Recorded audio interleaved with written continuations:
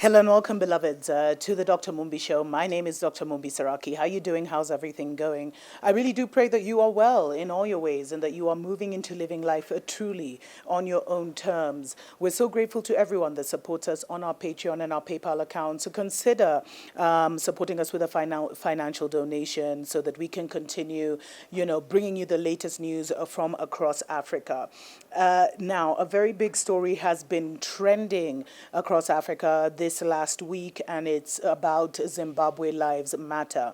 Now, it looks like regardless of I don't know if it's a curse against Mnangagwa's government or if it's just an, F you in their face, because regardless of everything they did, last week we heard that the Zimbabwean government had signed something like a $3.5 billion compensation package for them, for the former Mzungu landowners, even though the majority of Zimbabweans, there's runaway inflation, there's runaway corruption, there's no money in the streets. And the average, Zimbabwe is actually facing, imminent hunger, etc. And there's been such a massive crackdown by the government because they planned a massive rally for last Friday, but there was such the government poured out the army on the streets, and then some famous a famous author and a famous journalist, a well-known journalist, were arrested. It looks like Zimbabweans are now fighting for their freedom again, and this just doesn't bode well for Mnangagwa, because now he actually released a statement, and this thing went live. Sorry, I'm getting confused, guys. This thing went so viral that there were over 700,000 tweets on the first day, the Tuesday alone, when this story broke, and it included, famous sports personalities and celebrities who were tweeting from outside the country, and it basically took, it copy pasted the Black Lives Matter and brought it to Zimbabwe. But now Mnangagwa was saying he labeled the planned street protests as insurrection meant to topple his administration. He called it, dark forces within and outside the country were undermining his economic recovery. And he gave this in a televised speech. And he said, the bad apples that have attempted to divide our people and to weaken our systems will be flushed out. Whenever the crocodile says flushed out, beware, be wary. And Zimbabwe is facing a serious economic crisis with inflation standing at 737%, which, like, when they talk about paper money, that's the reality. There's epic food and fuel shortages and a collapsing currency. We saw Mnangagwa try last year to, I think they banned the dollar. They had to reintroduce the dollar again this year. But, they've decided Mnangagwa will never make it.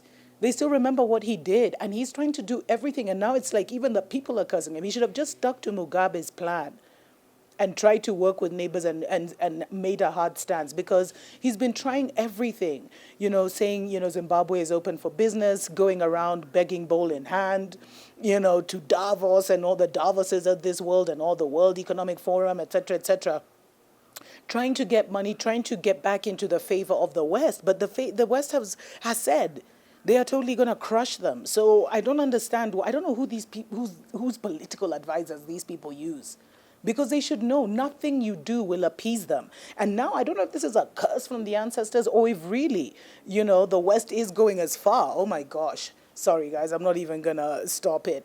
I don't even know if the West is going as far as actually trying to topple Mnangagwa's government. You guys let me think, because let me know. Let me think. Let me know what you think.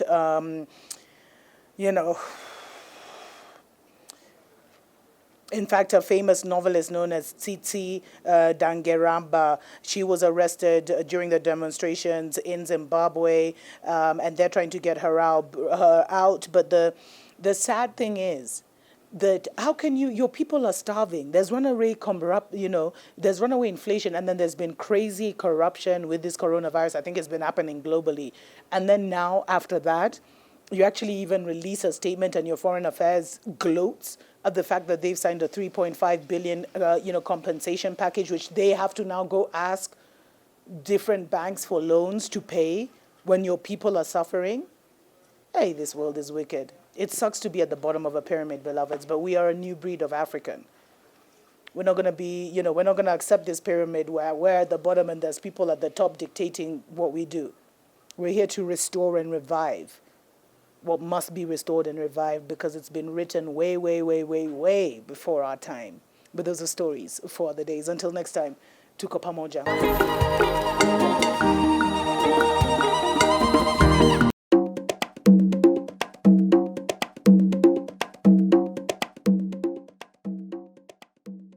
Wake up, wake up, wake up, wake up, wake up, wake up, wake up. Wake up, Africa. Hello and welcome to Africa Watch on the Dr. Mumbi Show. My name is Dr. MumbiSeraki. How you doing? How's everything going? I pray you're well in all your ways and that you are living your best life. Thanks to everybody that likes and shares our videos. Really, really appreciate all the comments. I do try and read at least the majority, even though I don't get to comment on all. I usually at least try and comment after the first hour to kind of see what people are saying. And you guys are so inspirational, because sometimes I think I'm way out there. And then there's some of you who are way more out there than I am, which is awesome. And it just shows that really we're not all crazy and things are really happening. But now, I think that a lot of African leaders are not used to living in a fishbowl, which is what this current information age has brought us to, where every little thing you do is kind of is fodder for the global imagination. So if you embezzle a couple $1 million, if you sign a corrupt deal here, if you target a person over there, it will all come out into the open. And the thing is, global Africa is watching. And I think now our leaders are actually starting to get that. And someone actually wrote in the comments, I can't remember your name, sorry about that, but you said that actually the fact that all of us are kind of watching our leaders like, what are you doing, is actually forcing our presidents to behave better. It's forcing it's kind of like working as kind of this, ensuring that the governance systems work. I don't know, we're seeing a lot of changes, which is kind of interesting. But now Zimbabweans in the United Kingdom, allegedly from the opposition party, the MDC, violently attacked. This is so embarrassing. It's totally embarrassing.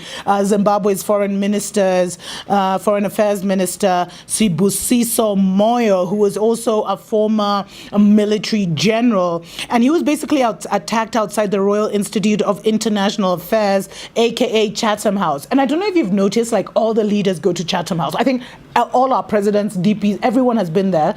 And the annoying thing is Chatham House is actually a British think tank on international relations, and they're always inviting our leaders to go and speak there. Stories for other days. But now, so Moyo had actually led a delegation on a 4-day re-engagement program to the United Kingdom, where he was hoping to strengthen bilateral relations, woo investors, and actually meet with the British government to kind of help to improve Zimbabwe's image in the United States. As I told you guys, remember I told you guys that the US foreign policy in former British colonies is totally determined by what the British foreign policy is. So if the British say do business with these guys, the Americans will do it. If the British say don't do business with Zimbabwe, in fact, keep imposing sanctions on them, they'll do that. And that's how on code the Mzungu is.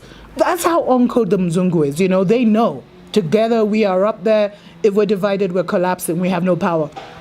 So now, I also mentioned that Zimbabwe was also seeking readmission into the Commonwealth. And this has, the United Kingdom had actually said that they would not support the bid. And in order to be part of the Commonwealth, you need all members to kind of vote you back in. We'll see what happens with that. So now the foreign minister left Chatham House after making a speech, and he was confronted by a group of angry protesters who charged at the minister and his security detail. And one of the protesters actually managed to spray the minister with water. Take a look at this clip. Wake up, Africa!